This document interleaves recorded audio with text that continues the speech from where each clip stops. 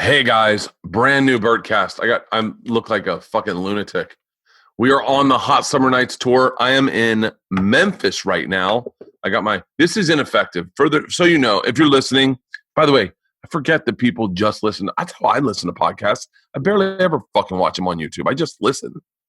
I have a bandana around my neck. They're ineffective. I've just started wearing legit masks on this tour. We are out on tour, Hot Summer Nights tour, socially distant. Right now, we are in Memphis. I should do some tour dates real quick. There are second shows added to every single venue we're doing on this tour. So if you did not get tickets for the first show, we've added a second show. Also, let me read off some dates. Also, he has 100 guitars behind him, if you're listening. Oh, we're going to get to that. Memphis tonight, Louisville tomorrow, Columbus on the 14th, the 15th in Pittsburgh, 16th in Philly, Cape Cod on the 17th and 18th, and on the 19th, Oceanport, and then I am off to work for the month. I am currently in Memphis. My friend Zach Myers was kind enough to give me his house. He is not here right now, and he hit me up and was like, yo, please feel free to use my house in Memphis. And that's where I am. And now I am also with Halston on this. And Halston is a huge Shinedown fan. Now, I'm in Zach's guitar room. If you're looking at this on video, this is his guitar room. I am a fan of Shinedown. I'm a fan of music, but I am over fucking whelmed at these guitars. I mean, this, by the way, you're only seeing this side of the room. There's guitars all along this side too. And there's Michael Meyer mask. This is fucking awesome. His shoe closet is right there. And he has the pair of shoes that I've like the Tiffany Dunks, the Tiffany Air Jordans, the blue and black and silver. Like I just walked in and I went, I know these shoes. I'm not even a shoe guy. He's a legit shoe guy. He's got a pair of shoes signed by Kobe. He probably doesn't want me telling everyone what he's got. Anyway, I'm probably not supposed to be going through his shit. We're here for the day. Instead of going to the venue, Zach gave us his house, so we have our bus parked out back. Everyone's out in the pool right now. Dave's cooking, grilling. It's nice to just be in air conditioning in a house and not in a bus for the day. This is a gift, and I hope I get to give this gift to a touring musician, band, or comedian one day, because I know he knows how grateful I am, because he's been on the road fucking ridiculous before with Shinedown, but it's fucking nice. All right, Halston, let's talk music. Do you remember when, like a couple of years ago, you hosted the outdoor music festival? Oh, I forgot you were at that. Yeah, dude. You hosted the outdoor music festival and Shinedown headline. And I heard that you were going to do that. And I was like, dude, you got to take me with you. I have to go to this. I'm a huge Shinedown fan. I have 2 Shinedown tattoos. I mean, I've seen them so many times. All their albums memorized, obviously. Mutual friends with the band. I love them. I love what they stand for. I love their lyrics, and I'm a legitimate fan. I mean, they're the best rock band out there right now. Yeah. They're working on their album currently, and should have a new single from them pretty soon. Well, hopefully we'll get Zach out to the new podcast studio. You guys can meet, and maybe we met when you hosted that festival. What's that? We met when you hosted that festival. Yeah, he's a really cool dude. Him and Chris Porter have been flying around and hanging out, and I think he's literally flying in today. But I think we're gonna miss him. Yeah, he's a super comedy fan. Yeah, he's a fucking. Let me tell you something. It's and I don't know if it's because of what's going on with COVID but the empathy levels have been through the roof with people. For him to text me and go, he texted me when I was in Kansas City, and he goes, hey, the house is open. And then he wrote back, oh, you're in Kansas City. Oh, my bad. I'm in Memphis. And I felt guilty, but I hit him back. I was like, yo, I'm in Memphis tomorrow. And he was like, the house is yours. And I was like, for real? And he was like, yeah. And Ron, my tour bus driver, had driven for Shinedown. So Oh, like they nice. know Ron. Ron knows their tour assistant. All the fucking texts. It's like the small world, man. Once you get into this, like everyone knows each other. But it is, it's. I wonder if it's. I think someone like Zach would do it, whether or not it wasn't COVID. But the amount of community you feel like you have now with what's going on, with people taking care of each other. I wish that spilled over to other parts of this country and it wasn't so volatile. By the way, I just found out everyone's fucking moving out of LA. Maybe Tom and I will move. Maybe Tom and I will move to Key West, open a blues bar. I'm down to go anywhere, dude. I'm down. I got to get out of this apartment. I know. It's fucking crazy, man. It is crazy. I just chatting with Joe and he's sending me pictures from Austin. I'm Dude, sitting here in Zach's. His new studio looks crazy. Yeah, right? It looks like a spaceship. It's fucking badass. He's sending me pictures that he's not posting. And I'm sitting here in Zach's house, this fucking mansion. It's so much land it's just so much land. Beautiful. And I'm thinking, I don't know. California needs to get its fucking head out of its ass. I'll tell you that right now. I'm tired of this shit. They're increasing taxes again. And you're going, hey man, you're actually forcing people out of California. Like you're forcing people. Yeah. I told Leanne, I said, let's just get divorced financially. It makes sense for us. And it'll be an amicable divorce where we still have sex and hang out with each other. And then I'll just go buy a house in Austin and I'll live in Austin and you and the girls live in LA and I'll just give you all the money. And then once we get established residency, we'll get married and the girls can be there. Like, what the fuck? Like, I guarantee you there are couples that are getting divorced just based on the financials of California. Today's guest on the podcast, by the way, we have a few mid-roll reads. There's a new Two Bears, One Cave that's out right now. New Bill Bert. The tour is still going on. There's merch for the tour. You cannot get that online, I don't think. We may be able to have it on bertbertbert.com. New tour shirts, they're fucking badass. New tour posters, badass. New tour masks. Everyone, if you're coming to the show, this is just me talking to you. Try to stay as safe as you can, but enjoy yourself. People are getting out of their cars and setting up little spaces, and everyone's socially distanced. They're setting the cars far enough apart that you can set up a couch, set up some camping stuff, some camping chairs, have a few cocktails if you sneak them in. I mean, I can't stop you. I know that some places are like no alcohol. I'm like, no way, really? That's like when Leanne said, hey, our wedding, you can either dance or drink. I was like, I'm going to drink, and I want to see them stop me from dancing. And so it's Baptist people. But so come prepared, be able to party, get yourselves together. People are putting up couches. It's so fucking romantic to be on these stages and see people throw like in the back of their bed of their truck in with a mattress and blankets and just watching a show. It's so fucking badass. Such great shows last night. I have to sincerely apologize to Wichita. Wichita got canceled based on thunder and lightning. And I apologize. As you know, I stayed 4 hours and waited 4 hours until like 1 a.m. And there was still lightning in the area, and we had to postpone the show. By the way, that will happen from time to time with this. It is out of my control, and we give you full refunds. If that happens, you get a full refund. You go to the concession stand. I think they're taking down names there. If you ever are in a situation where the weather is making you uncomfortable, I think that's how that works. I don't know. I'm not certain. Don't hold me to that. But that's how it worked in Wichita. Today's podcast is a great podcast. The Kyle Kinane is a guy I've known for a long time now. He has one of my favorite lines ever spoken on a Bertcast.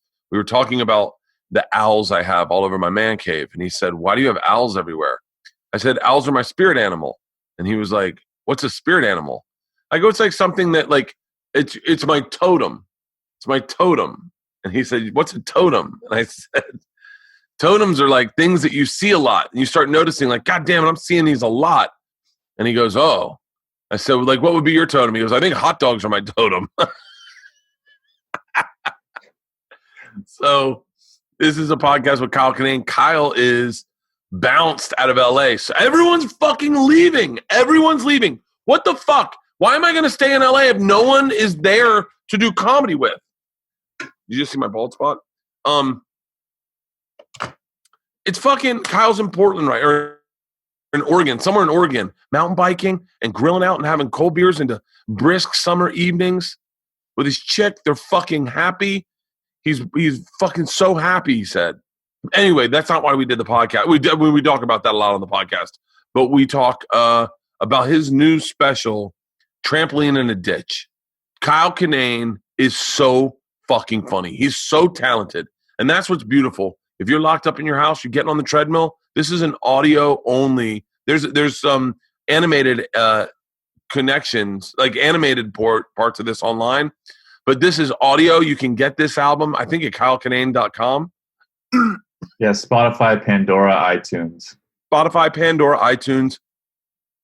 Get this album and giggle. He has a joke about being an old Kyle that made me laugh so fucking hard. He is a fucking hilarious dude. So please go check it.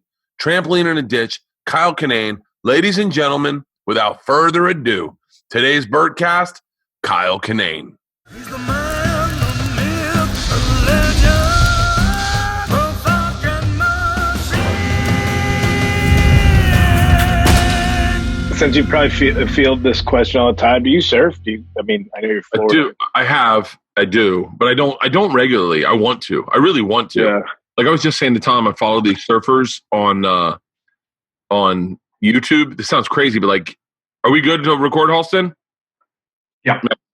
I follow these surfers on YouTube that have these vlogs, and I'm obsessed with them. Like I know more about surfing in Hawaii for a person that's never surfed in Hawaii or very much at all. It's fucking insane that you can get into something like things that aren't even really my interest. Like I'm into haircut videos. I've been watching this guy, Ben Brown, cut hair in London, and he doesn't even hold his scissors right, but it's like fascinating. I don't know if it's like one of those things where it's like you just get obsessed with like boat launch videos. I watch a lot of boat launch videos. Wait, like big boats where they built a destroyer and it goes sideways into the water. Just some guy backing a pontoon boat into a creek. All of it, Kyle. What's up? Full realm. My algorithm is so fucked up. Can I tell you what I want to change about my algorithm, but I don't know how to, is I get Fox News on there. And Fox News, I'm trying to write a joke about it. Fox News is like I've tried to write this joke. No one gets this joke. Fox News is like when you're in high school and you're looking down the beach and you're like, oh, look at her. Long blonde hair, tight little oh, that's a dude. And that's what Fox News is for me, because they give me news and I go, that's what I'm talking about. It's Fox News. God damn it. Nah, I'm pretty sure it's a dude right away when it comes to Fox News. I'm like, oh yeah, look at that huge dick. I bet that's Fox News. It's always some slide in, like a social justice issue that Fox News is like, or someone. What Fox News is great is finding hypocrites and that are liberals and posting them up, and then I just see hypocrite and I get excited, and then I go, oh, this is not what I wanted. Well, I don't go. My friend tried sending me something from some like right wing Newsmax source. He's like, look at this news. I'm like, we're calling that news. I'm like, I don't send you Huffington Post articles. I wouldn't send anybody a Huffington Post article and call it news. So don't send me shit from the other side. Like, I know where I'll lean, but I lean. I don't fall. I lean. This one, yeah. But I'm not going to like share a Huffington Post article. Be like, can you believe the news? I heard someone call themselves a left-leaning centrist, and I was like, wait, is that what I am? I think I'm an economist, really, at heart. How so? I read Malcolm Gladwell's books, and I go, that's what I want. That's what I'm talking about. I read Malcolm Gladwell's books. I'm an economist. And I love the way he just, like, I can only follow things based on numbers. So, and that's what's tricky is like, they're like, more whites are shot by police. And you're like, well, there's more white people. So you're fucking trying to skew the numbers. Don't, like, percentage wise, there's more white people. Of course, more white people are going to, it's like, I was trying to work on a bit a long time ago about Asian drivers. People call Asian drivers bad. No, it's just there's more Asian people in the world. So you're going to run into, by math, you're going to run into more bad drivers that happen to be Asian, because there's a fucking 60 billion of them or something. Oh yeah, the statistics. Then you can find any statistic. I had a joke that Asians are great drivers. They're just punk rock about it because they don't care. Like they're over it. They're over it. Like if you go to Asia, it's insanity. Oh, I was in China. I was trying to make a joke like walking across the street in Beijing is like when you tell your first black joke because it's just like. It's so, but I didn't see any accidents. And because somebody's saying their whole thing is like, everybody looks and is concerned at what's happening in front of them. That's it. That's how you drive in New York too, by the way. So if somebody's making a lane change, you don't get mad at them. You're looking behind, because they're not looking behind you. You look in front of you, they're looking in front of them. Only pay attention to what's in front of you. So the idea like that cutting somebody off is this grand insult doesn't exist there. Because it's like, no, you were supposed to be watching. I was going to this lane. You should have seen me. Just like you're going to go to that lane, not looking behind you. So it kind of, I guess the guy all the way in the back of the traffic jam is fucked. But everybody else is just, you look forward. That's it.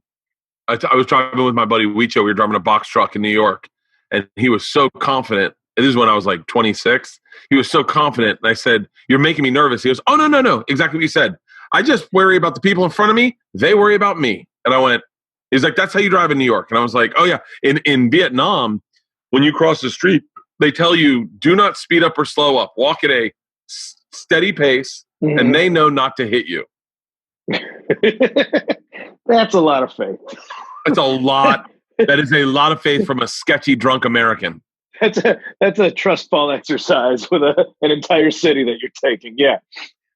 Dude, I appreciate London. I appreciate all those look left signs on the streets in London. I'll tell you, that saved my ass many a night. Like, who needs this? And then 3 hours later, your shit face going, thank God you wrote on the sidewalk that the cars come from the other way. Bro, I knew a dude in college who went to cross the street. I think it was in London, and he didn't look, and a car hit his jaw and knocked his jaw off. What? First off, what was it? Max Headroom? Who has just a jaw? That's the foremost part of their person. Yeah, I all I remember is I remember hearing he got his jaw ripped off, and I was like, God damn, fuck! It's so fucking finite. And that means he was walking into traffic with just an air of confidence, like, I'll be fine. Dude, I loved that little short you shot with the animated short. Thanks, man. I love that. I love a good fucking joke. And thanks, man. And you've never met a Grandpa Kyle, you never met old Kyle's. It's so fucking good that you're just like, I was laughing out loud, man. I was laughing out loud. So is that part of a bigger special that you have? Yeah. I put out a bigger special. It's an hour. It's 100 minutes long because I just recorded I wasn't doing video this time. I did audio. So I just recorded every set from a weekend at Comedy on State in Madison. Great club. And it was a great club. So I had an hour, and then I'm like, I'm doing every show. I'll add a story that hasn't made it on other albums onto each show too. So those are on there. And I was just like, just put it all out. Like nobody wanted to buy the video or like the special. So I'm like, 800-pound gorilla put it out. And I was like, just let's put it 100 minutes. Who cares? There's no constraint. There's no like, it's got to be an hour. It got to be this. Put it all out there. Here you go. So, but yeah, man, I want to do it animated because like, who needs another dude that looks like us telling jokes? Like this look isn't. Who needs this? Like.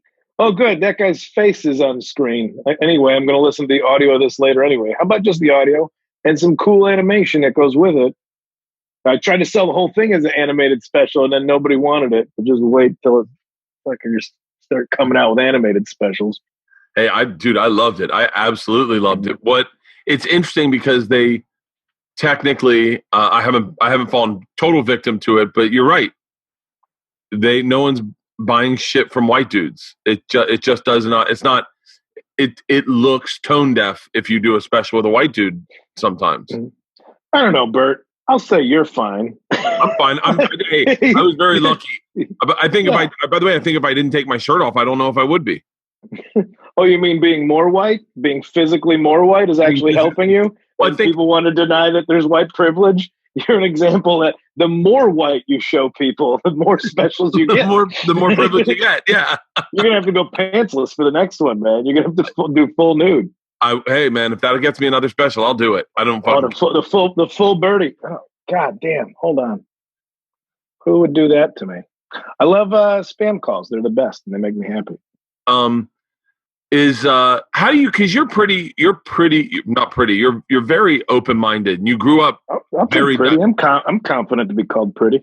you're pretty and I open. got long lashes. But like, does that, like, I listened to a bunch of writers saying that they're like 55-year-old writers, white dudes, and they're like, yeah, man, I just can't get a job. And some of them were like angry about it, and some of them were like, I understand it. Like, how do you feel when you have a special that you believe is good and you stand behind your work and they go, sorry, man, we don't do it. We don't buy shit from white guys anymore.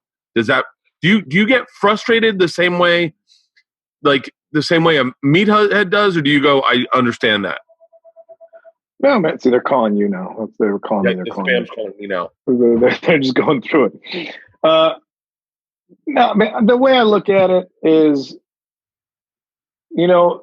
nobody bought anything from me at all before because there wasn't a Netflix and there wasn't like George Carlin and Dave Chappelle got comedy specials or whoever got HBO specials. And that was it. Like, you did comedy because you love comedy. I have an audience, whether or not I have a Netflix special or I think you can get big to a point where you start I've always wanted to ask you this, but do you ever look at your audience and wonder like, oh, what am I doing that brought them here? Yeah. Fucking all the time, Kyle. Okay. I'd be scared to get to that. For me or for you, I can deep dive me. For me, I'm scared. Like, I would wonder, like, if there's some asshole out there, I'd be like, what am I doing that this guy likes? Like, I actively, and I don't know, who knows where you take shit from any, like, I'm like, listen, Trump's dog shit. Stop using single-use plastics. Try to avoid, like, I have my stances out there. I don't put it into comedy, but I have my stances, and I actively tell people, like, don't like my comedy. I don't want you there. If you really disagree with me, I don't need it. I hate it when people think they can dangle fandom in front of you, like, boy, you keep saying stuff like during all the Black Lives Matter stuff, I put stuff up. I'm like, oh man, you're really gonna lose fans. Saya fucking Nara. Good. Get out of here. I don't know what brought you here in the first place. I'm glad you're gone. Don't let the door hit you in the ass. Why are they like, you're going to lose me as a fan? Thank God. I didn't ask you to be here in the first place. You sound like a jagoff. Like, why am I? And I would wonder, like, if I did something so dramatic, I think my viewpoints, like I said, I don't put it into comedy a lot, but I think you can pick up from my tone on certain issues where I stand on things. Yeah. Well, I'm not political, but I think you could tell that. But that's what I like about your stand-up is I'm not a big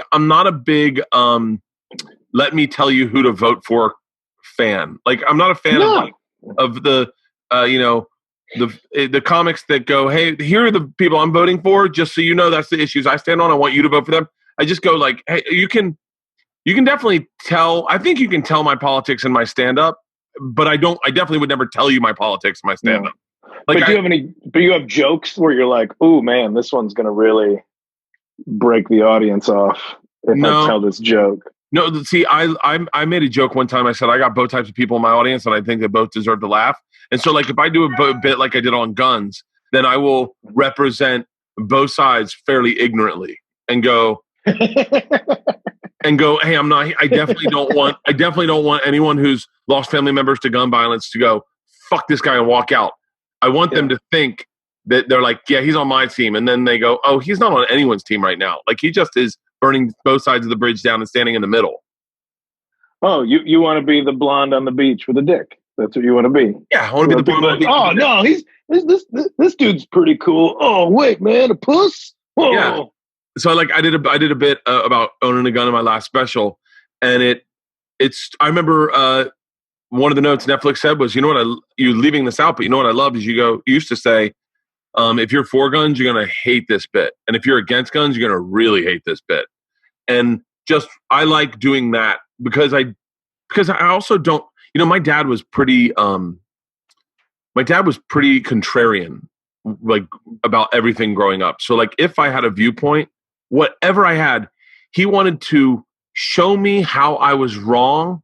So I would shut up and stop telling my viewpoints, kind of. Yeah. So like, I remember one time there was a blue, like a baby blue. He was going to buy me a car and he could get a deal on a Ford Mustang, but it was baby blue. And I said to him, I could see you hate that color. By the way, yeah, I know. It's sad that I'm telling the story right now. I didn't know at the time, but blue really brings my eyes out.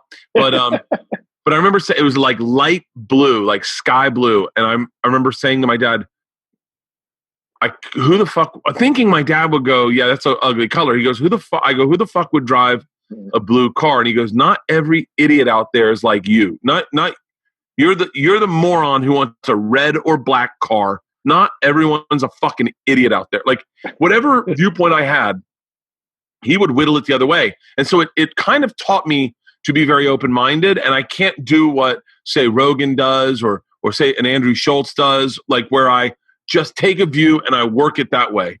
I'm more prone to want to hear both sides of every opinion.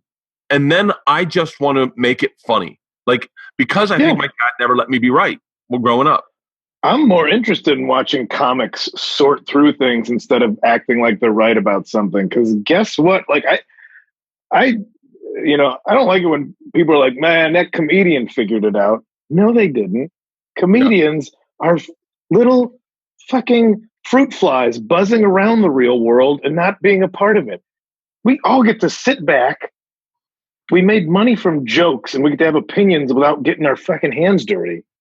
So I don't like seeing a comedian going, let me tell you how it is. Like, I like, here's how I thought it was. And then I researched it. And then I compromised my viewpoint because I learned some things.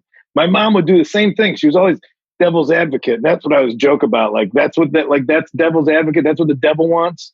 Is like, he wants his minions to argue mayonnaise versus mustard. Like, this conversation was going okay. You know what it needs? A contrarian asshole. Oh, the devil's work is done. Like, but it was a lot of like, hold on. You think you're so steadfast in your opinion, but really are you? And that's what's good about comedy. I think it's a good comedic exercise is to sit there and have an argument with yourself, like high school debate style. If you feel so firmly about something, argue the other side of it. Argue against yourself for the opposing belief. And lose to yourself. Lose an argument with yourself, and you'll write great comedy. That's how you write good comedy. Dude, I tell you, that's what I'm drawn to with definitely with Joe and with Bill, is Joe and Bill are huge contrarians. This sounds crazy because they're good friends of mine, but both of them remind me of my dad in a sense of when I bring up a point that I think they'll immediately agree with, they fucking automatically flip it and go, I disagree 100%. Like that there could be a clip reel of that me and Bill doing that 100% and me and Joe doing that. Like, but it's harder to do. Sorry. Go ahead, please. I was going to say, it's harder to do comedy from praise than it is from criticism. It's harder to it's easy to this thing sucks and let me tell you why. But try to do comedy like, this thing's great, and then make people laugh. Or you're just being like, I like it, and it makes me happy. Like it's harder to celebrate things. If you can take it from the opposite direction of something they're going to criticize. Like if you go, like if you said, I'll tell you why I love abortion, or something where you're like, whoa, that's or I'll tell you why I love racism, and then they're like, I automatically disagree with you, but then you go, I'm going to work it the other way. Then you can always find.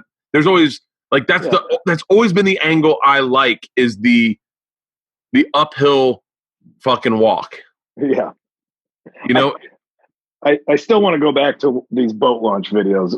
I just put a pin in that in my head because I'm fascinated. I'm going to look at these also, by the way. We'll dissect comedy all we want, but boat launch videos, I wonder if it's just something, emotionally cathartic about seeing something get set out to sea or a metaphorical, and I want to get into that with you. I think I was obsessed with Rogue Waves for a while. And so whatever the, like watching, there's something. How much free time do you have, man? I have I was so obsessed with Rogue Waves. I get into these deep dives, Kyle, where I get on my computer and all of a sudden I am lost in I watched this one guy. I mean, I could tell you very much about this guy. He was a flash flood chaser. And it was fascinating to see him predict a flash flood coming. He would be like, all right, I'm here in the valley. He had the weirdest shaved beard, weird glasses. The guys that have almost cool, their eyewear is too modern. And you're like, those would look good as sunglasses, but as eyeglasses, it looks weird. The $20 gas station ones. Yeah. And he would predict a flash flood. And then he would find a great vantage point where he could run with it and then jump in front of it a couple times. He'd find switchbacks where he could jump in front of it and catch it again. And I was fascinated. And so I got into this, correct me if I'm wrong. Isn't there always signs that say warning flash flood area? There are places where flash floods are common. Is he there? No, so what he'll do, he's there, and he's in these. Well, it's not like he found it. They put a sign up. Yeah, but the idea that he would ignore the sign. He would know that he would see a storm coming and then go, "Oh, Doppler radar says there's a flash flood coming," and then he'd jump in front of it. And flash floods were beautifully mesmerizing. Like a flash flood, it's so beautiful in the uniformity of the chaos. There's so much tumbling shit. Yeah. There's wood and logs, and they're all jumping in front of each other like they're trying to get to the front of a concert. It's gorgeous. and then there's something very primal about watching a boat get caught inside the waves, and try to get out. And you see absolute chaos on a scale. You know when have you ever been, say, in New York, and you hear a woman scream and it's a real scream, and all of a sudden you are ripped out of your bubble of safety, and you go, oh, there's terror out there. Yeah. There's a glitch in the system. Yeah. There's something about that with Rogue Waves and flash floods that just caught my eye, where you go, hey, everything was going fine. Fuck flash flood. Oh my God, we're all dying. Well, I always kind of was fascinated with the storm chasers, which seem like it's X amount of scientists that want to collect data and have a little hard on for excitement. And then just hillbillies that bolted a lot of aluminum trash cans to their Suburban and try to drive into tornadoes. And that mix of it, I'm like, all right, you know what? I would probably fall in with the latter and a fake armored Toyota Cressida. But I all right, I would check it out. I would check out a tornado. I think I'd go.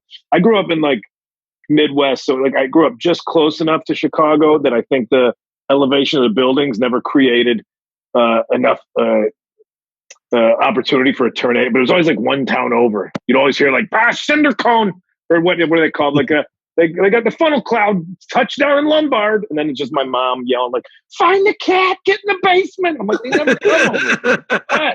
It's fine. No, get the cat. Running around a yard, green sky, looking for a damn stray cat to bring in the basement. I think there was something about my childhood where I could sniff out the terror that was right around the corner. And I think that's why I have anxiety, is that I could go, oh, this could all go sideways in a fucking minute. And I always felt that. I was hyper aware of, I'm really afraid of lightning, genuinely afraid of lightning, because I've seen dudes get struck by lightning, and it goes from, oh, it's not that close, to, oh my God, that guy laying in a puddle of shit and piss. Yeah, it's lightning. It's lightning. It's lightning. If you could predict lightning, you could power the universe. That's why it's still scary, because you can't. Hiring is challenging, especially with everything you have to consider today. But there's a place you can go where hiring is simple, fast, and smart. A place where businesses can connect to qualified candidates. That place is ZipRecruiter.com/Bertcast. ZipRecruiter sends your jobs to over 100 of the web's leading job sites, but they don't just stop there. With their powerful matching technology, ZipRecruiter scans thousands of resumes to find the right people with the right experience and actively invites them to apply to your job. ZipRecruiter makes the entire hiring process efficient and effective with features like screening questions to filter candidates and an all-in-one dashboard where you can review and rate your candidates. ZipRecruiter is so effective that 4 out of 5 employers who post on ZipRecruiter get a quality candidate within just the first day. And right now, try ZipRecruiter for free. My listeners can go to ZipRecruiter.com/Bertcast.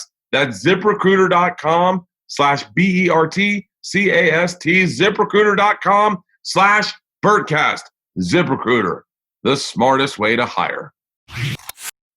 I was with my daughter the first time she ever saw lightning, and she was old enough. You know, we don't get it out here in LA.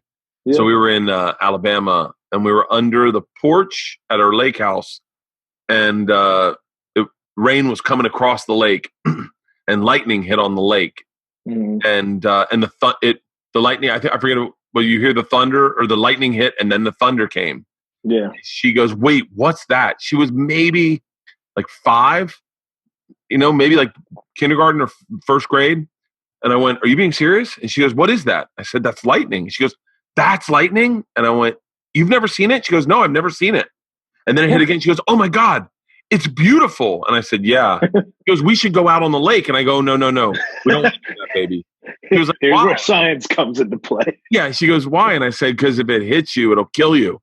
And I watched a child find beauty and then terror within a section. She went from like, "It'll kill you." And I was like, "Oh yeah, you didn't know that?" She was like, "Is it hurt?" And I go, "Oh, it hurts a lot." It's like bullets from heaven. You don't know where they're going to land, and they're just random, and it's terrible. Like, imagine like moving anywhere and seeing. We were just in Crater Lake yesterday, which is a volcano that collapsed and is now the deepest lake in America. I think 9th deepest lake in the world, because it's an empty volcano. We're just swimming in it, and you're like, "Oh, wait a minute. We 20 miles away where we passed up lava rock next to a creek that blew out of the top of this thing." Like, again, the fascination with rogue waves. Like, you can't fuck with nature, man. I think that's the surfing. I'm mesmerized by surfing because that's just, I was making a joke like surfing is just this kind of weird sexual assault of the ocean. Because it's just guys going out like, "Come on, just a little," and the ocean's like, "Stop it!" Like, "I don't want to." Like, that's all it is the ocean being like, "Please stop doing this." But all those surf documentaries, all like Laird Hamilton and Hamilton. My cousin snapped his neck in 4 feet of water in Santa Monica. It was given a 99% chance that he was never going to walk it. He's okay now. He's just got a scar he really likes telling people about because he's from California. He's like, "Oh, check it out, bro. Stoked." And he shows you the stitches. Yeah. But yeah, 4 feet of water, just screwing around. Whoop, flipped him off. Broken neck. Broke his eye socket with a surfboard. Was he surfing? All surfing, yeah. It's interesting. I had my first obsession with surfers was Laird Hamilton because there was something very frontiersy about him, about the way he, like, I remember watching him paddleboard into the wave at Teahupo'o. I know I'm not saying it right, but the wave at Teahupo'o is like the thickest wave in the world. The one in Tahiti. Yeah. And people were towing surfing, and he paddleboarded like it was on one of those big, long 12-foot paddleboards. Yeah. And I remember thinking, I don't know what part of my personality has that. I don't even know if I have that in stand-up where they're like, "It's a shit show. They just got out of prison and they're playing for a football team. They want you to go up in the locker room." I've done that. I'll do that for stand-up. Have you ever felt physical fear during stand-up? Oh yeah. Oh, definitely. Right? Yeah. Like you thought. I thought I was going to get fucking beat up. Yeah. Oh yeah. Miami Improv. Are you shitting me? Oh yeah. Guy in the front row is doing this, going like this. And I go, "What are you doing?" And he goes, "When you get done, I'm going to beat you with a baseball bat." And then I go, "Oh, you must be Dominican." And he didn't get the joke. And he goes, "No, now you really get fucked up." Yeah. I definitely We did. You know Kurt Braunohler, right? Oh yeah. This Oh, I set's bet he on did tape. great in Miami. Well, he was doing a thing where he was going to jet ski the length of the Mississippi River, and he was going to raise money for like goats and chickens for like these villages in Africa. Because if they have goats and chickens, they could have milk and food. Like, so he was doing it for a good cause. But he was going to jet ski. And he was taping it for a web series, and I met him in like some border lake between Tennessee and Alabama. And we're like, well, we got to figure out a place to do stand up for these people. We're in a fake jet ski gang. We're wearing pleather vests, like plastic leather vests and swim trunks, and did stand up in the middle of the day at this biker bar. And the owner of the bar is like, yeah, I can get a crowd in here. Who do you think's available in the middle of a weekday? A bike gang. That's who's available. So they showed up in real leather vests, and we're in like swim trunks and fake vests, and we did stand up for him. Like, if we're gonna die, like, I'm gonna do my best jokes. Like, I'm not gonna pander and lose. I'm gonna go for it. And I just went prison rules because there was one dude named Big Bear, and he had a spider web tattooed on his whole face, and it was an old tattoo. It was when face tattoos really meant you were a murderer, and not just like a SoundCloud rapper, you know. And so he had this, and I was like, I'm just gonna make fun of this guy. And if everybody else gets on it, then okay. Otherwise, we're gonna die anyway. At least I'm gonna like try my best. And it was close. It was close, man. Yeah, I saw. By the way, I watched the old dudes that do drugs. Yeah, I saw that one. I watched the documentary because I had pitched to Comedy Central in 2009. I said, "Hey, I want to take a jet ski from Cancun to Tampa, and I want to land." When my special premieres, at the same time my special premieres, I'm going to land in Tampa like an hour before my special, and it'll be a big promotion. And I was like, it's all about chase boats. It's all about chase boats. And they were like, they go, I don't know how that would help. I go, social media. We'll put it on, I'm sure it was MySpace at the time. We'll put it on MySpace or Facebook, and people will watch the videos, and then it'll be a promotion. And they were like, yeah, that's not going to work. Why don't we just get some commercials? And I was like, no, this is how to do it. And then Theo Vaughn told me, he goes, man, that's so crazy. I told him the idea. He goes, that's so crazy. Yeah.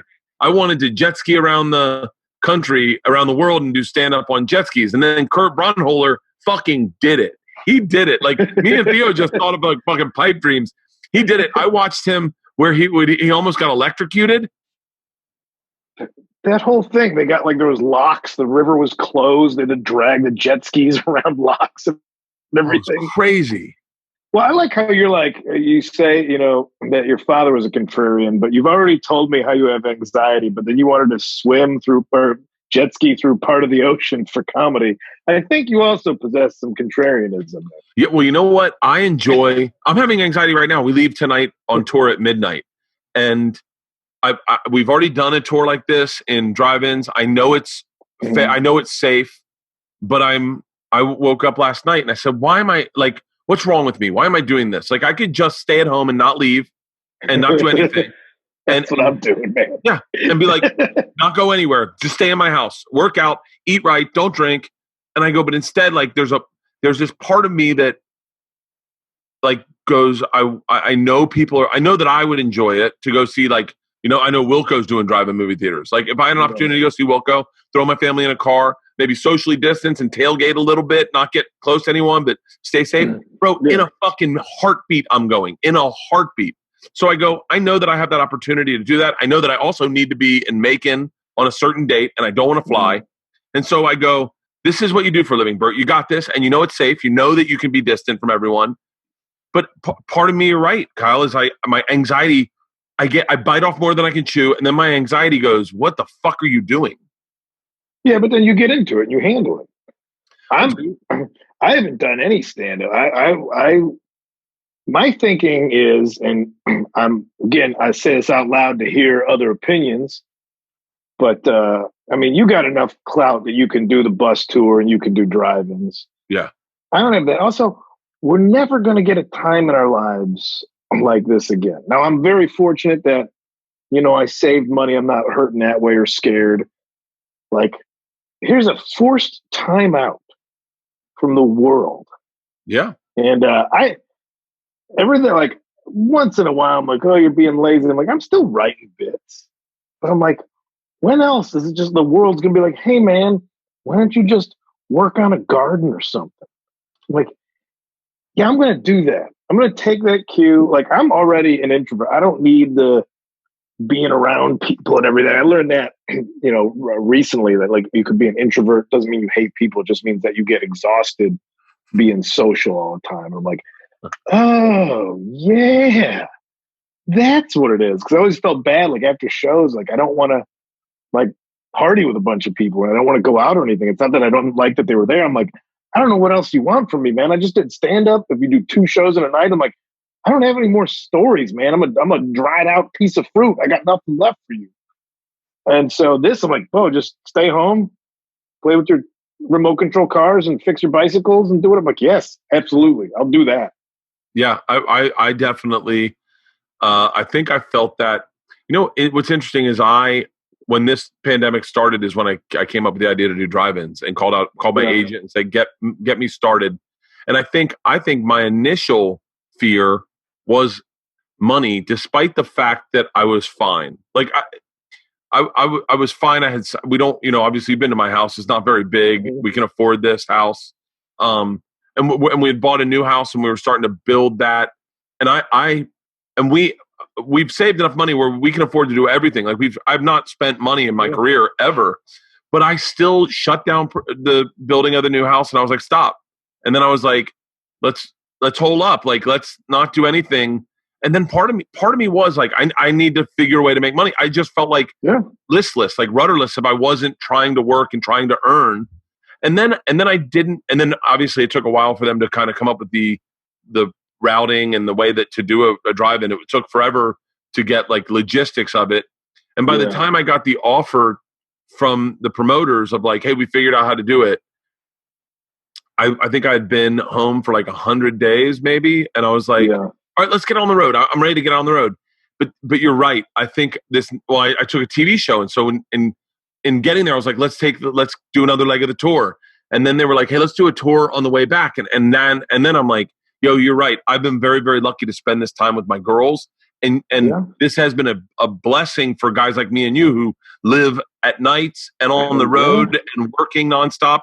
Like you are getting an opportunity to that you'll never get again, ever. And to, especially like we just put our dog down. And I said to the girls, how lucky are we that the pandemic hit and we got to spend just an extra 140 days every day with that dog. Every day with that dog.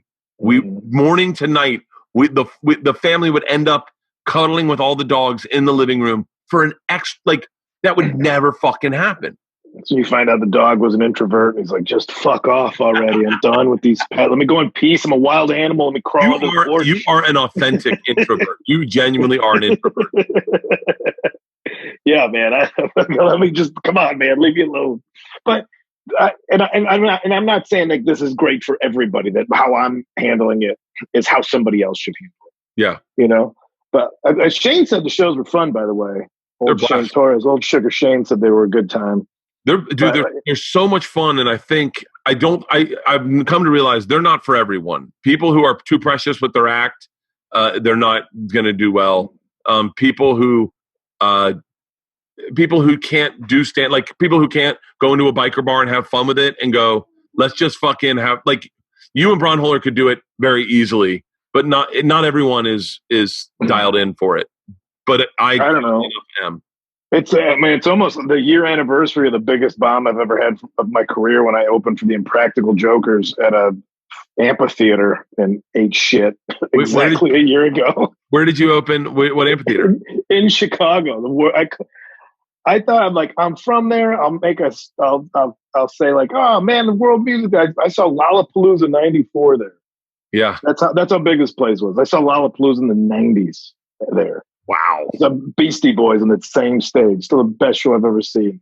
And so I saw Smashing Pumpkins too, but I actually fell asleep during Smashing Pumpkins. And I just go out like, oh man, I actually was sitting right there. I fell asleep during Smashing Pumpkins, and a woman in the front row of an amphitheater, an outdoor amphitheater holding 2 beers, just goes, fuck you. That was a great show. And just like, I got heckled by one woman out of 12,000, and it blew my whole set because all I can see is one woman. 12,000 people out there. I just see one woman with 2 beers. Like, you suck. I'm like, all right.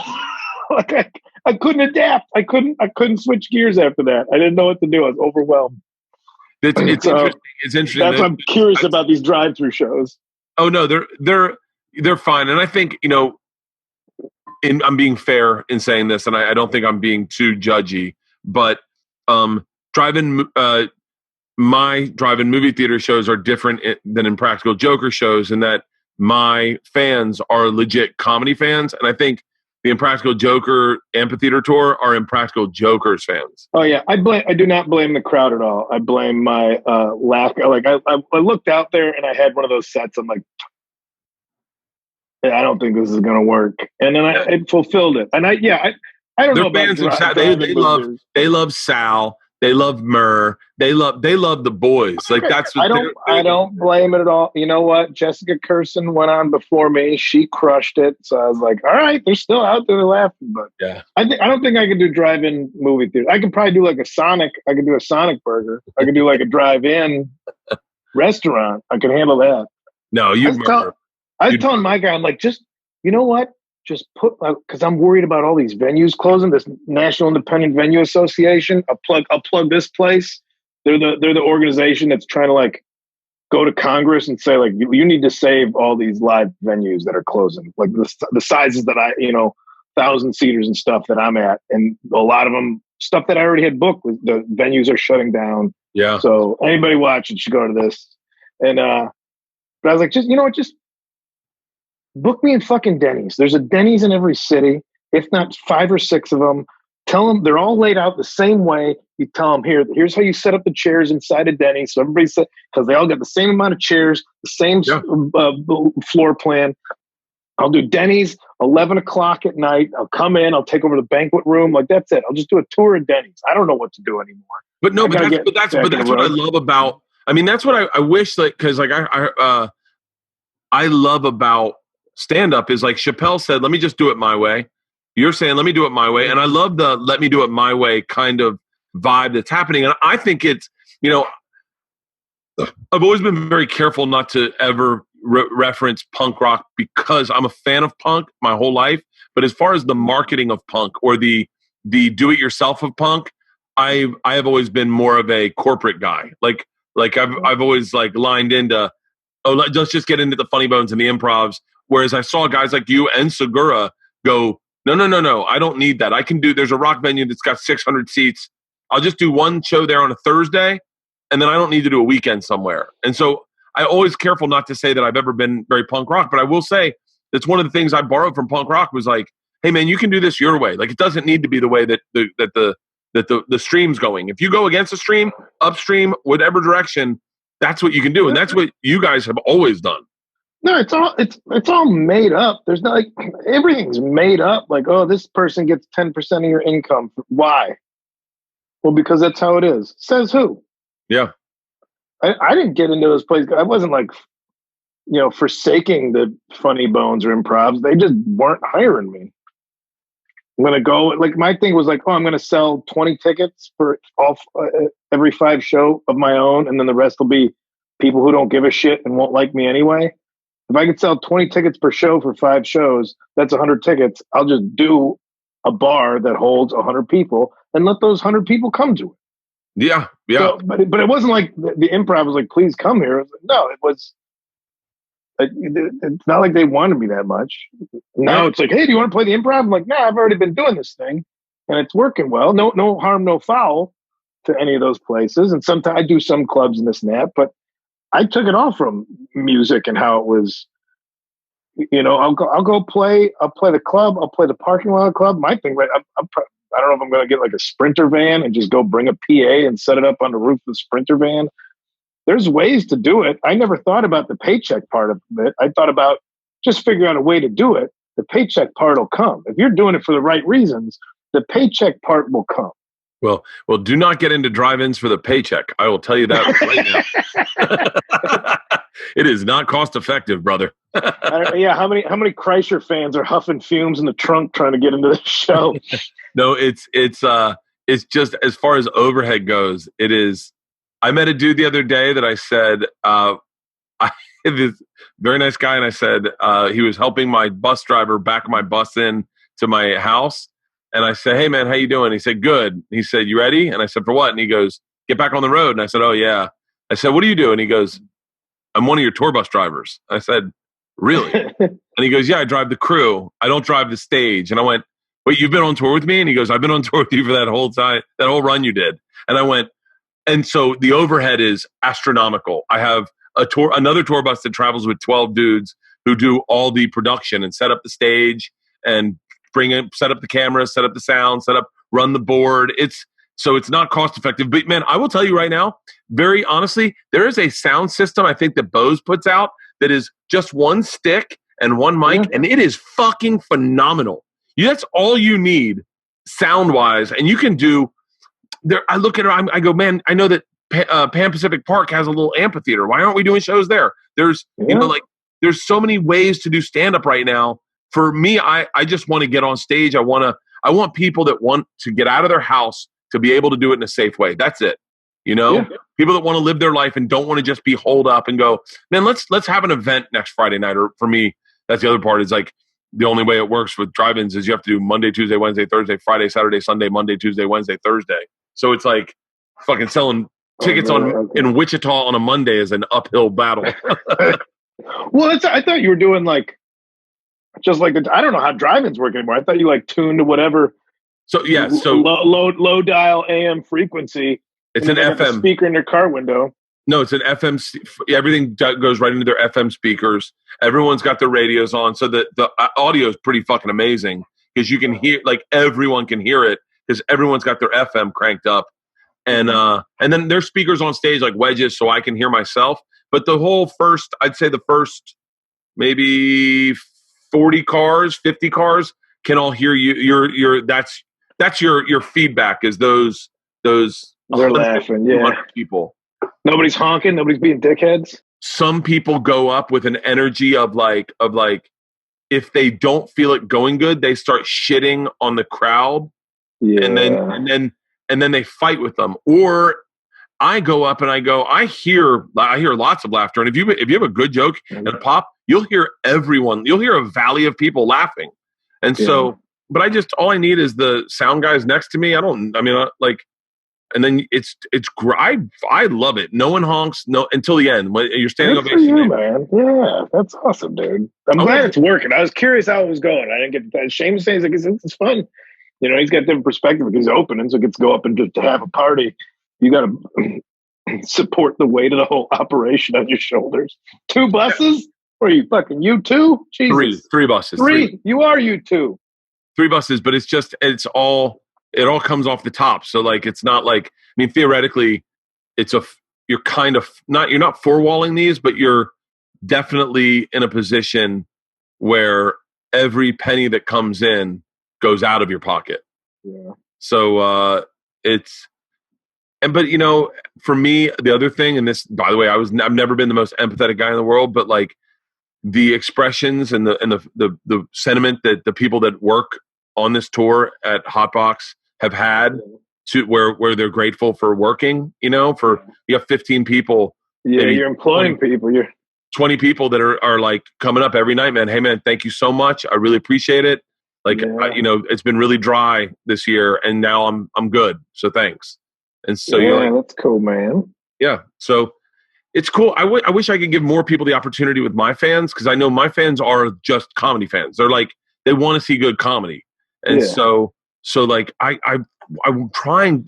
I thought everyone would be at home with their parents. So I'm like calling up Nikki Glazer, Greg Warren, going like, hey, I'm in Kansas. Why don't you guys come out? I'm in Missouri. Why don't you come out? Like, and then in New York, I'm like, I want to hit up like Attell and Brewer and be like, yo, I'm in Jersey. Why don't you come out? I'm in Cape Cod. Who's up around here? Come experience the show.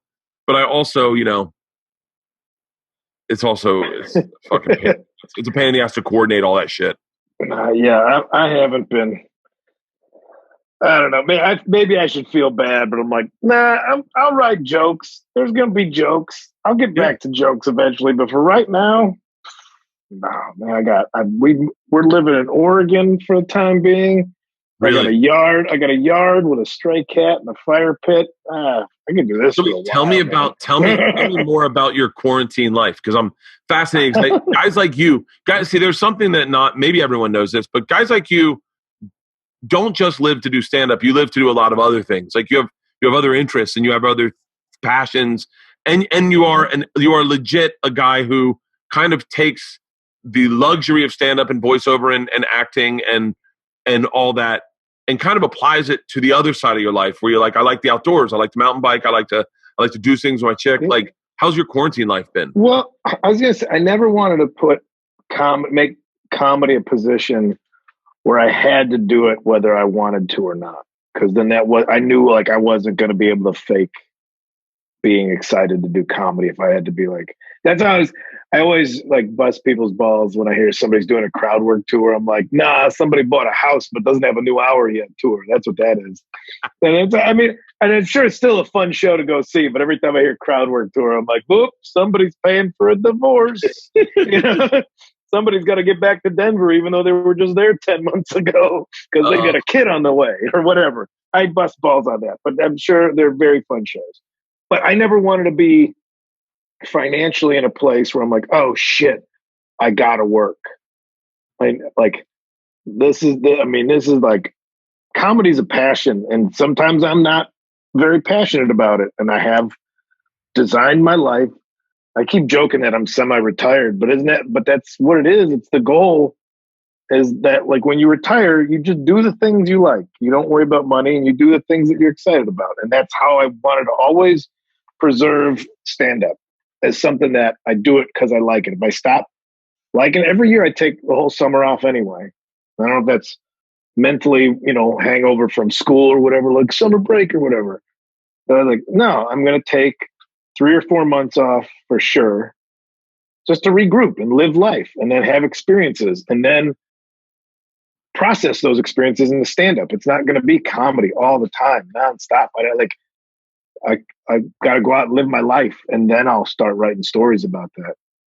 So this has just been, like I said, I already do this part of the year anyway. This is just forced upon me. My activities aren't group-based activities. We were camping, bike riding, which I had to take a couple weeks off because I fucking smashed my long burger real solid a couple weeks ago. Really? So yeah, I went over the bars and clipped the beans pretty good. Didn't go to the hospital, but man, right in the mailbox. I was like, oh, there's a reason. They're like, you know what? It's a Black Diamond Trail, so you walk it first to see what obstacles are coming up. And I didn't do that. And I'm also not good at mountain biking in the first place. So I had a lesson learned, and it was delivered right to my mailbox. But now I'm in the Pacific Northwest, which nothing's really changed for me other than we moved to Oregon because we had an opportunity to come up here and stay in a house. So I'm kicking it in the suburbs. I'm from the suburbs. I get the suburbs. I didn't like it when I lived there as a youth because you think there's no culture, and there isn't. I lived in the most suburban suburb you could have, where it was like just Taco Bell and McDonald's basically being like warring factions across the one main intersection. And now I'm back in it, but I'm fine with it. I like a grocery store, granted masked distance, but I love a grocery. I love like just a big, not a city grocery store where it's packed and there's nothing like, just a big, well-lit suburban grocery store and everything's always organized. That's something that puts me at ease. I don't think I have like super OCD or anything, but there's something about like faced grocery store aisles. Facings where everything's like put up the right, because I used to work at a Kmart. But just seeing all that, it's very soothing, very calm. Much like the floods, I'm the opposite. I love a nice grocery store aisle where everything's put in its place. Oh, I'm good with it, man. It's quiet. It's quiet at night. There's no leaf blowers. There's no leaf blowers. Loud as fucking shit in LA. I went back for a few days and I remember just laying there like it's just, you don't remember what silence is. Yeah. I didn't know I had tinnitus until I left LA. I'm like, what's that sound? Oh, it's the ringing in my ears. I never get to experience that when it's just leaf blowers and dogs and all this kind of shit. I'm like, oh, this is what tinnitus is. This podcast is brought to you by Miller High Life. Miller High Life brings pride to the simple things in life. Miller High Life is a unpretentious, quality beer with refreshing champagne-like tiny bubbles in an iconic glass bottle that is accessible to all. Celebrate wins of every day with Miller High Life. Whether they're big or small, there are moments within every day we're celebrating. And celebrating with Miller High Life, the champagne of beers, is the way to do it because it's a high-quality beer within everyone's reach. Starting this May through August, this summer, Miller High Life will raise a can to celebrate summer's simpler moments with a limited edition champagne cans. Summer moments don't have to be big or call for a huge celebration. It can be just having a barbecue in the backyard, firing the barbecue up for the first time maybe, having friends over when that happens, firing up the grill. Find these limited edition cans in stores right now. Like I said, it is a quality beer within everyone's reach, and they're bringing pride to the simple things in life. The brand is iconic. We all know how proud it is to hold them. Miller High Life with the glass bottle in your hand. This is a beer that was faithfully brewed the same way since the start of this brand on New Year's Eve of 1903. Their founders believed that everyone should enjoy the good life, which is why they created the champagne of beers. So brilliant, the champagne of beers. Celebrate this summer. Miller High Life, the champagne of beers, a quality beer within everyone's reach. Celebrate responsibly. Miller Brewing Company, Milwaukee, Wisconsin. The way we work together seemingly changed overnight, and if there's one thing we've learned is having access to the right resources is essential for adapting your business. 2020 is the year of uncertainty. So how can your business plan for the unexpected? There's so much happening right now. Finding the right talent can be time-consuming, frustrating, and outright expensive. Fiverr's online marketplace connects businesses with freelancers offering hundreds of digital services, including graphic design, copywriting, web programming, film editing, and so much more. I have said it over and over and over again. I'm always looking for a graphic designer to make t-shirts, to make posters.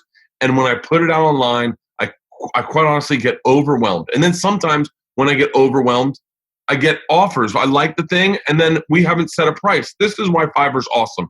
Whether you're launching your first business, scaling your current business in need of extra support, or just trying to complete a project, Fiverr's global network of on-demand freelance talent is here to help.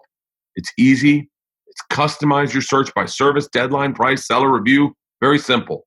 Or you can deal with their customer service. It's their 24/7. There's no more guessing game. You'll know exactly what you're paying for upfront. No negotiated needed. A network of quality talent you can count on. Freelancers who've worked with some of the most influential brands. Find freelancers that are ready when you are. Fiverr's platform is flexible enough to accommodate and manage the ebb and flow of business. Check out Fiverr and receive 10% off your first order by using my code Bertcast. Find all the digital services in one place at Fiverr, Fiverr.com. And the code is Bertcast again. That is Fiverr. And the code is Bertcast.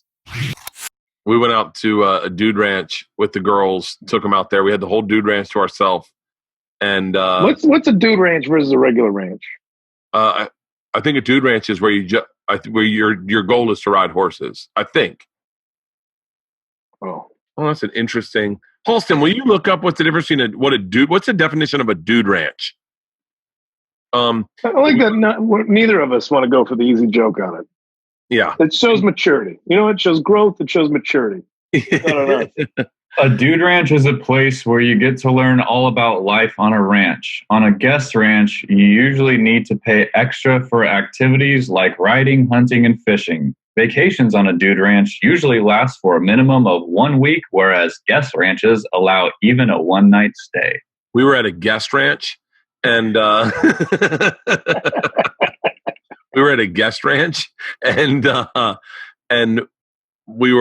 saw the Milky Way for the maybe for the first time in my life. I saw the Milky Way. I legit saw the Milky Way, and my daughters pointed it out, and I could not stop looking up. I could not stop staring at it. And they're like, "Dad," it's like the first time you've ever seen stars. And I went, "No, I haven't taken the time to look at the stars in a long time, and it's really fucking amazing.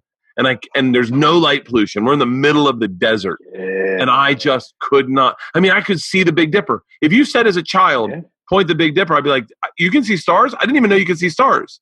With no light pollution in the middle of the desert, we could see the comet that was going through the, whatchamacallit. Yeah, we saw that one. We saw that one a few weeks ago. Just walked a couple blocks to get a clear view of it. Yeah. It's amazing. And you know what? I wonder at the end of this, how many comics are going to stay in LA? How many comics are just going to simply retire? And how many comics will just go, you know, I'm going to find a scene. I'm going to find a scene and just move there. Man, once like the missus, her job got nixed. All I got to do is live by an airport, and preferably a city where I can go practice stuff before I go on the road. Yeah. You know, I don't want to put just new stuff in a set. I'm charging people for it. Yeah. I took one of my greatest pleasures is not owing a bank any money.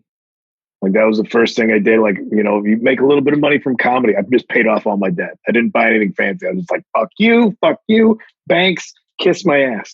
And so I'd pay off my credit card every month. So I just had points, which I know doesn't mean shit in the long scope of overhauling how bad the economy is. But I like just had all these points. So I got a telescope, like a big, fat telescope.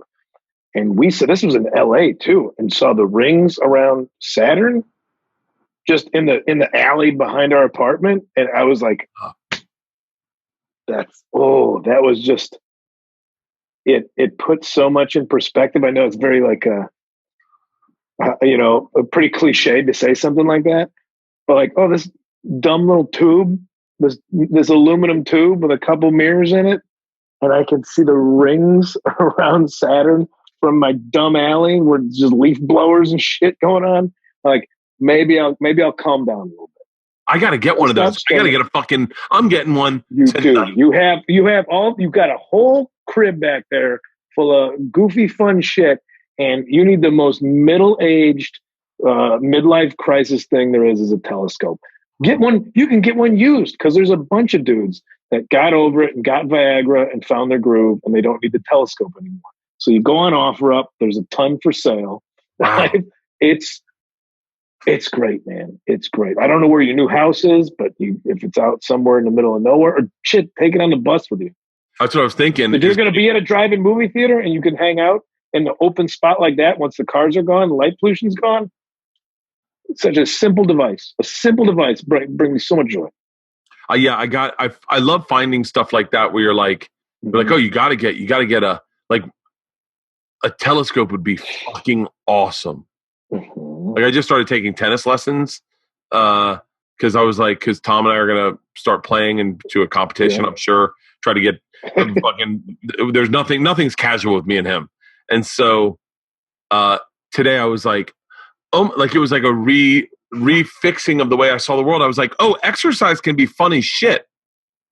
It doesn't have to be like fucking get on the treadmill.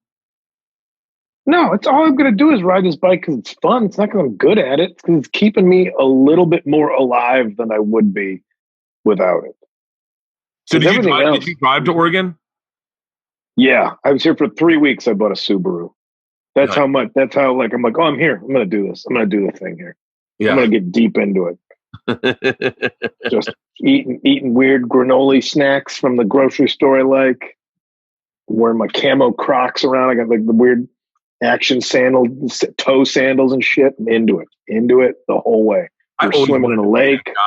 I've always wanted to be that guy. Like, you'd get a friend who is like genuinely outdoorsy and could go to a store and buy like some granola and live. And I never could. I always ended up at a fucking convenience store buying a Snickers bar going, it's so much better. Like, yeah, you can have that stuff too. Heat the Snicker bar up a little bit, roll it in the granola. What a great treat that appeases both sides of your personality. Heat up the chocolate, roll it in a nice crunchy topping. Yeah, dude, new snack. So wait, are you still doing VO for Comedy Central anymore? No, man. Are they that for a year? Is that dead now? The channel? Yeah, are they gone? No, I don't know, man. I don't know. what they're doing. Dave Borey, you know David Borey? He's the new VO guy. Very funny dude. But it was funny. It would have been nice for them to tell me they were letting me go as opposed to just talking to Dave Borey. He's like, so you're not doing VO anymore? I'm like, I don't know, man. I just did some the other day. He's like, oh, because they just hired me to do that. I'm like, congratulations, I guess. It would have been nice to hear from them that they told me I didn't have a job anymore as opposed to just not ghosting me. That would have been cool to not be ghosted by a corporation that you work for 8 years. Yeah. I think they ghosted their entire staff, right? Mm-hmm. Like I don't know. I don't know. I don't know anything about like television, corporate television. I don't know anyone at anywhere. I know that I do pitches, and you no longer pitch to, like, you don't pitch to Comedy Central. You just pitch to Viacom, and then they'll tell you where your show goes. And I was like, wow. I'm not trying to shoot myself in the foot, but I had this revelation like a year or so ago. I'm like, I'm a stand-up. I want to do stand-up. Yeah. I don't want celebrity status from it. I don't want, billions of dollars from it. I would like to be successful and pay for the things that I want to have and have a little bit left over for an emergency or vacation or this and that, which I got. How much stuff are you supposed to want? Like you get caught up in this, oh, so-and-so got that show or so-and-so got that. And then I was thinking, like, wait, do I want that though? Like, why? I got the thing. I did the thing. I got to be a stand-up comedian.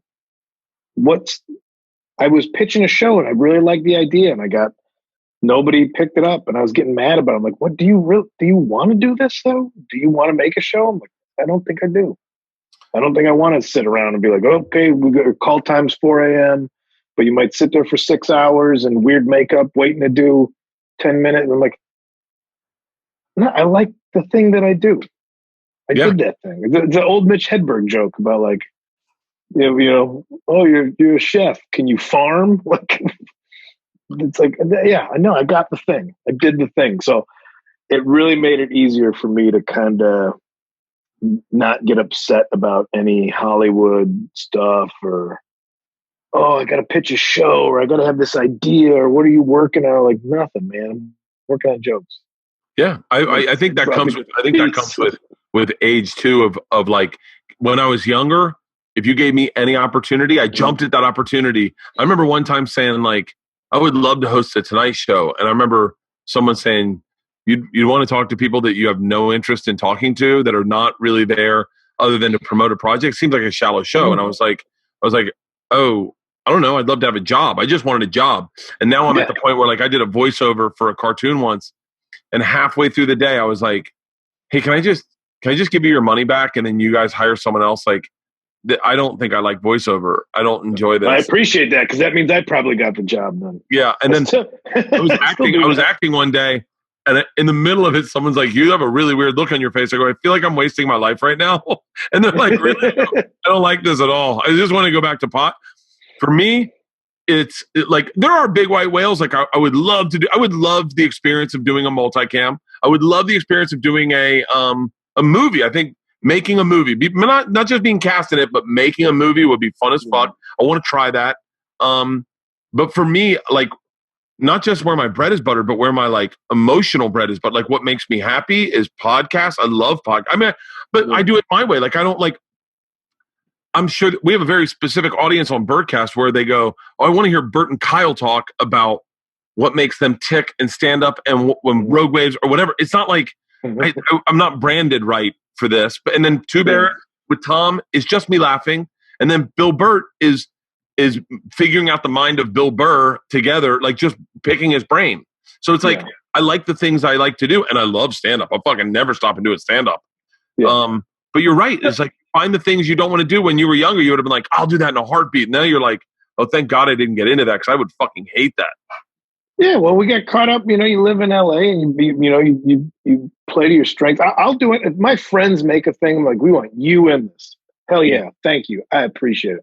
Or if somebody wants, like, we want you specifically for, like, voiceover is the best. Voiceover is fun, and you show up and you flies down and you smell bad and nobody cares. And it's just you have to care because those sound booths, they don't just trap in sound, they trap in smells too. You ever fart in a recording booth? It stays in there. So, but I'll do that. Like I'll do that all day long. But the audition process and like running around and pitching shows, and I'm like, I don't like this at all. And I don't. If one thing got knocked down, I didn't have another one ready to go because I was like, no, I like this idea. I wanted it.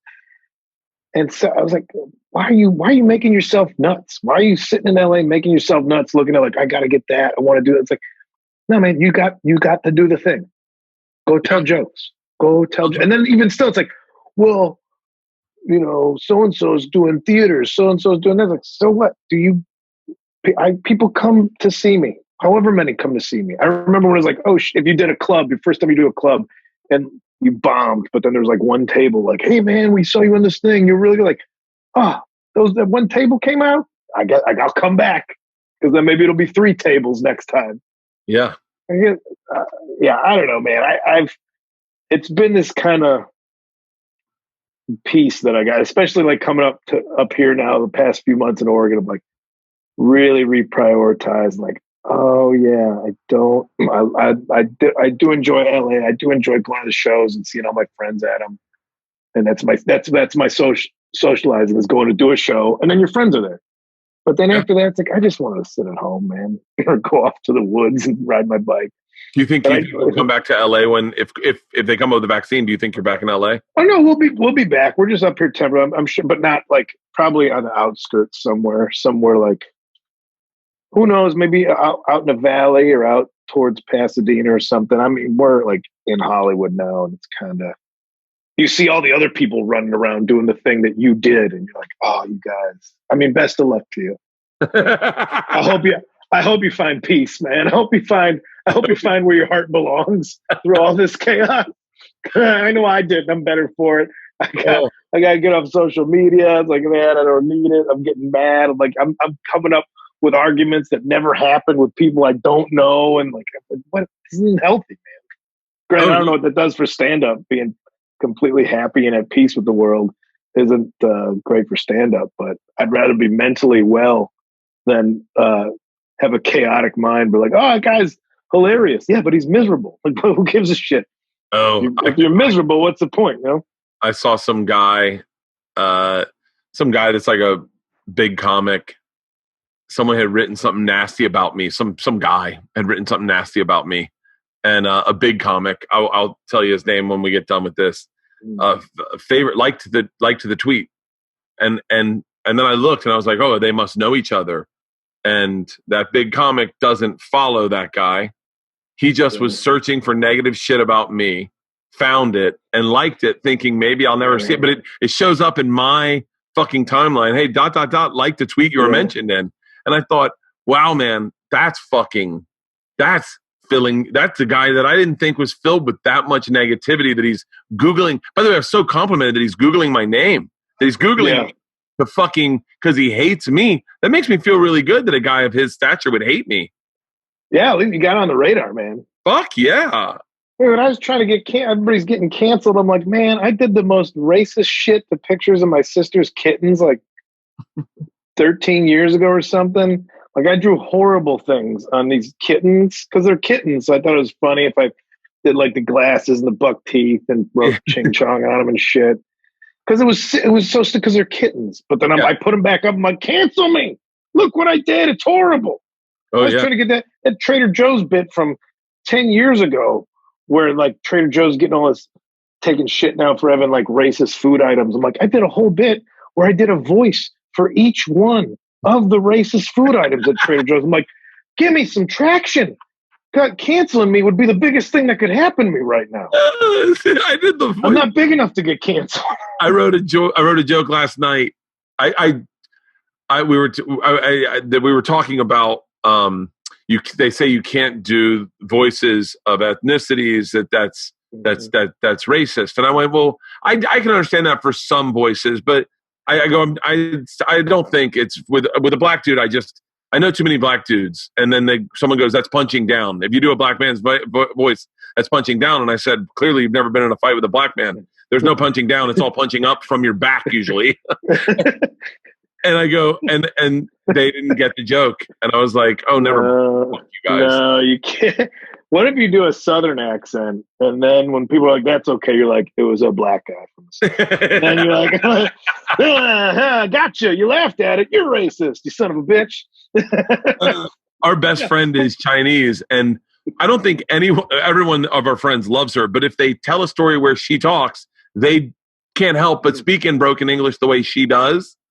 And no one of our friends love her to death. But when they tell a story about Sandy, and then they'll be like, and then she said, Grusin, come over now. And you're like, there's no hatred in it. It's our friends translating a story about their friend that they love. But whatever, I understand. I try to learn. Kyle, it's all about progress. Listen, if people's accents and inflections, if you're retelling their story, it's like, well, it's kind of funny because it came from there. I'm not going to bury myself anymore with this. Like I said, it's out there. Everything, like, we all know what's out there that we've done. Like, man, just, like you said, it just means somebody's been looking at the back catalog, and I appreciate it. Thank God.